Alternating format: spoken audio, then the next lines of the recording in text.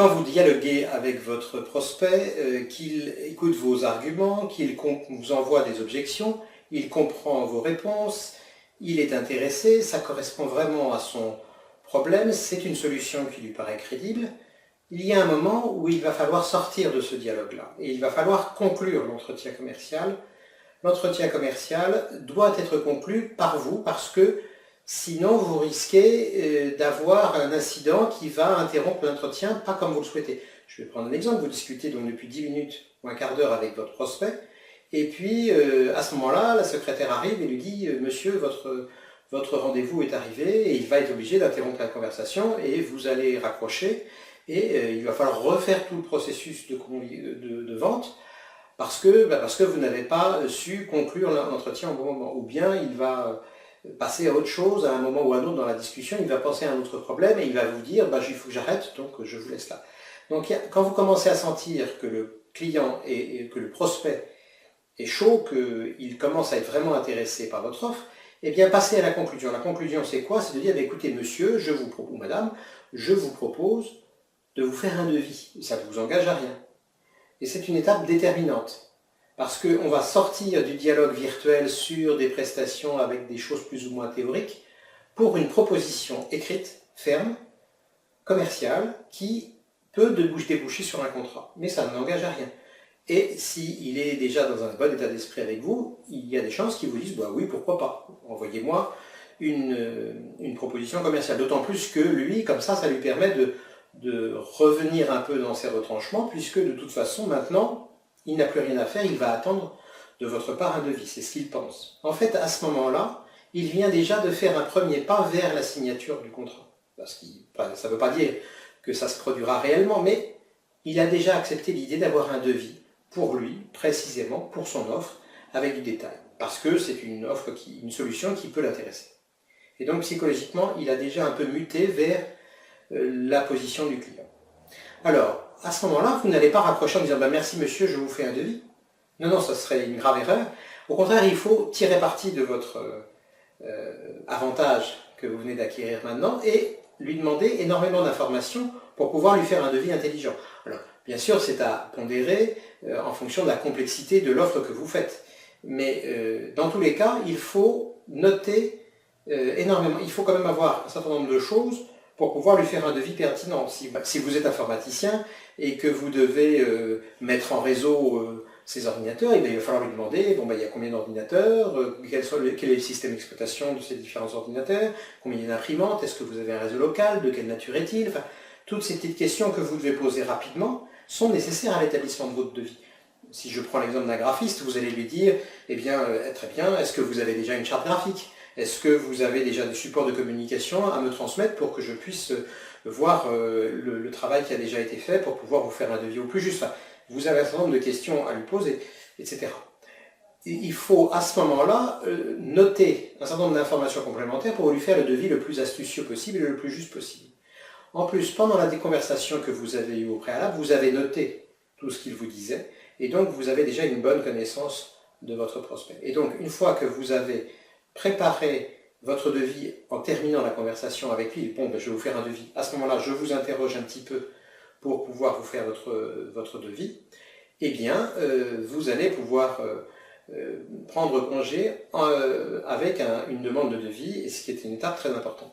Alors, point important, quand vous allez prendre congé de votre interlocuteur, après l'avoir remercié, eh bien, vous allez lui dire « Je vous envoie un devis dans 3 jours, 5 jours, ça dépend de la complexité du devis, mais vous devez vous engager, lui donner une date de livraison.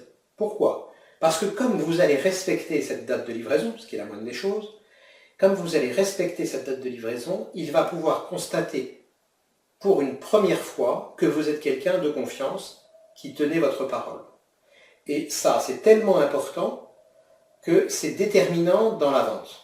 Si vous respectez votre premier engagement, votre première parole vis-à-vis de lui, eh bien votre crédit va énormément augmenter. Ça a l'air de rien, mais déjà vous allez vous différencier de plein d'autres prestataires qui, eux, ne respectent même pas leur date de devis. Alors vous comprenez que quand on ne respecte pas la date de fourniture du devis, quel espoir on peut avoir d'être livré dans les temps prévus dans le devis lui-même, la réalisation elle-même, Elle va prendre évidemment du retard, puisque déjà le devis qui est l'étape, la première étape, et qui est encore plus importante pour vous, pour le vendeur a priori, puisque c'est ça ce qui va déterminer le chiffre d'affaires, si même cette étape-là, vous ne respectez pas votre date de livraison, eh bien, vous n'êtes pas crédible. Eh bien, vous qui allez respecter cette date de livraison du devis, eh bien, vous allez renforcer à peu de frais votre crédibilité. Donc, vous fixez une date dans un délai relativement court. Alors, pourquoi un délai relativement court? Pour deux raisons. Pas parce que, premièrement, à partir du moment où il attend un devis, il le veut tout de suite. Moi, quand j'ai décidé d'acheter une paire de chaussures, c'est maintenant que je les veux, c'est pas dans une semaine, c'est tout de suite. Et on est tous comme ça. On met peut-être des mois pour décider d'acheter quelque chose, mais le moment où on a décidé d'acheter, on le veut tout de suite. Eh bien lui, il a mis beaucoup de temps à se décider à avoir un devis pour ce type de prestation, mais maintenant il attend son devis. Et donc, vous pouvez lui annoncer une date à 3-4 jours, mais relativement proche.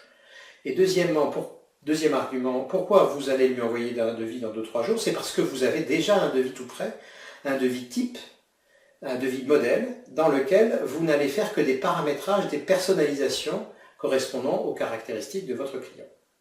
Et donc vous lui dites, eh bien, monsieur ou madame, je vous envoie un devis à la fin de la semaine, je vous remercie et je vous dis à très bientôt. Et vous raccrochez. Et à ce moment-là, vous allez faire votre devis tout de suite. Pas dans une heure, pas dans demain, pas dans une semaine. Non, vous allez le faire maintenant. Pourquoi? Parce que vous êtes enthousiaste. Enfin, vous avez une demande de devis. Et donc, ça vous donne le moral et la pêche. Deuxièmement, vous avez l'entretien très frais en tête. Et vous n'avez qu'une seule chose à faire, c'est à prendre le devis type que vous avez déjà préparé, que vous allez préparer pendant cette formation.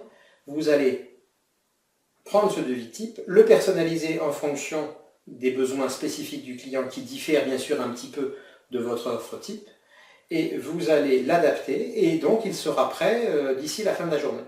Et vous devez le faire tout de suite. Donc vous personnalisez ce devis de quelle manière? Vous le personnalisez en mettant bien sûr le nom et l'adresse du client. C'est la première chose à faire parce que ça va vous permettre de démarrer. Moi c'est ce que je fais toujours. Je n'ai pas forcément le courage, l'envie. Bon, je commence par mettre le nom et l'adresse du client parce que ça c'est facile. Hein, et puis je change la date. Et puis progressivement je change les choses élémentaires qui ne me demandent aucun effort. Et puis progressivement j'arrive aux choses un peu plus compliquées. J'adapte le nom de les produits que je dois documenter, des choses comme ça. Donc vous allez progressivement rentrer dans votre devis et le modifier en fonction des caractéristiques, des besoins du client. Alors, un conseil aussi à ce niveau-là, reprenez les termes du client. Je vais prendre un exemple, j'avais un client qui me demandait toujours de lui faire une cotation et de ne pas lui faire un devis. Il disait, faites-moi une cotation. Bon, très bien, c'est son vocabulaire. Eh bien, j'ai changé tous les mots, chaque fois qu'il y avait marqué le mot devis, je mettais cotation. Quelqu'un qui, enfin, je prends cet exemple-là, mais en fait, votre client, il utilise un certain vocabulaire qui n'est pas forcément le vôtre. Eh bien, votre vocabulaire doit devenir, vous devez adapter votre vocabulaire au sien. Parce que sinon, il va devoir traduire.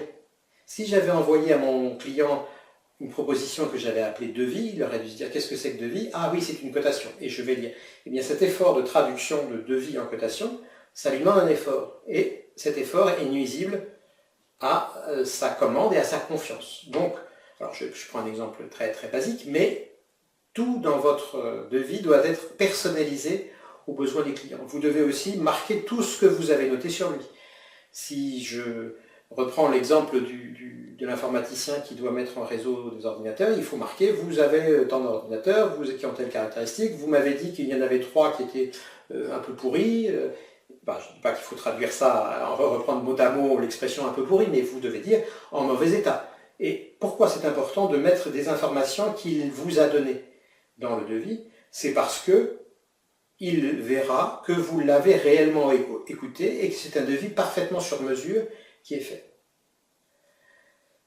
Ce devis, également, ce qui est très important, c'est qu'il soit complètement esthétique. Il faut voir que d'abord c'est une pièce commerciale en premier, c'est quelque chose qui va vendre et qui va vendre sans que vous ne soyez là. Alors, donc il faut qu'elle soit très jolie, très bien mise en page, et donc c'est pour ça qu'il faut l'avoir préparée longtemps à l'avance, avant d'avoir le stress de l'envoi du devis à ce client pendant 2 jours.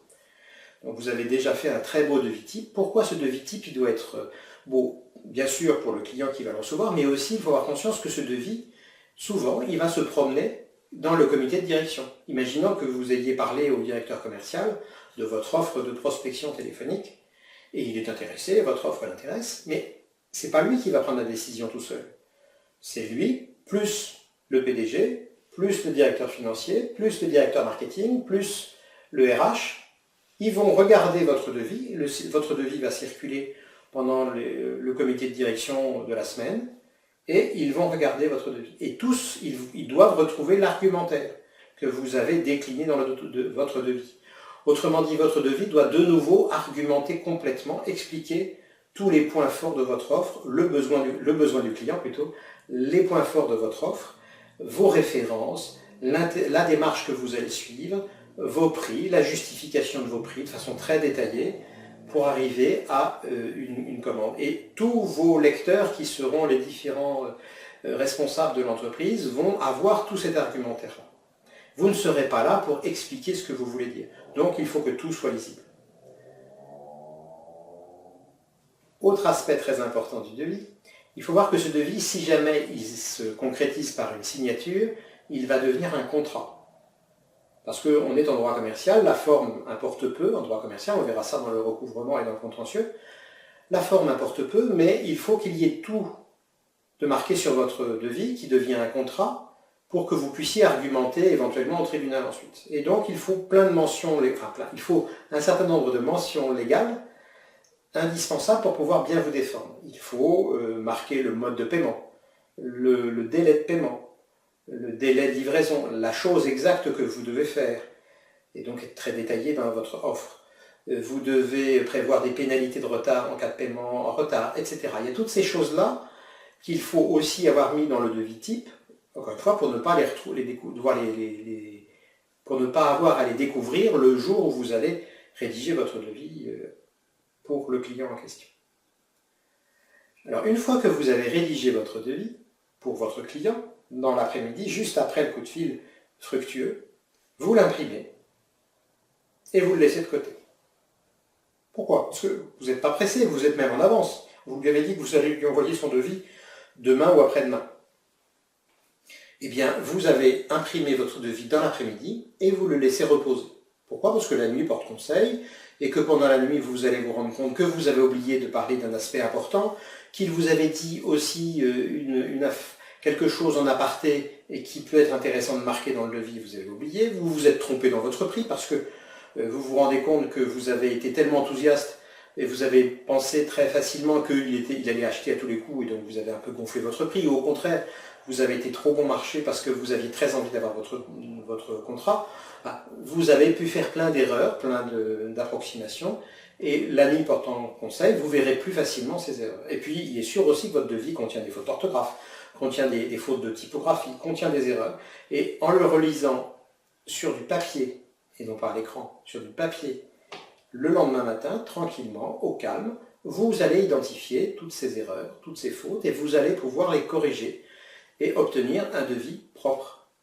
À ce moment-là, vous pourrez envoyer, une fois que vous l'aurez réimprimé, revérifié et que tout va bien, vous pourrez envoyer votre devis à votre client dans les délais. Pas plus tôt, pas plus tard, dans les délais.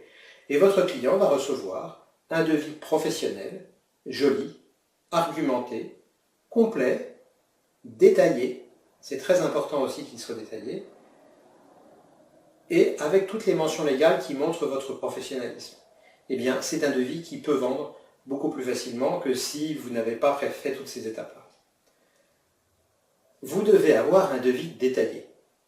Pourquoi? Parce que si vous avez une prestation un tant soit peu compliquée, le fait de mettre le détail de toute votre prestation, toute la procédure, tout ce que vous allez faire, eh bien, cela leur rassurera sur votre compétence, même s'il vous a entendu décrire cette procédure, là il va pouvoir la lire, il va pouvoir la comprendre, éventuellement il va pouvoir la critiquer, il va éventuellement pouvoir demander des remises en vous disant cette partie-là que vous me proposez, je ne veux pas que vous me la fassiez, mais je veux la faire moi-même parce que j'ai quelqu'un qui peut le faire aussi bien que vous et qui me coûtera moins cher.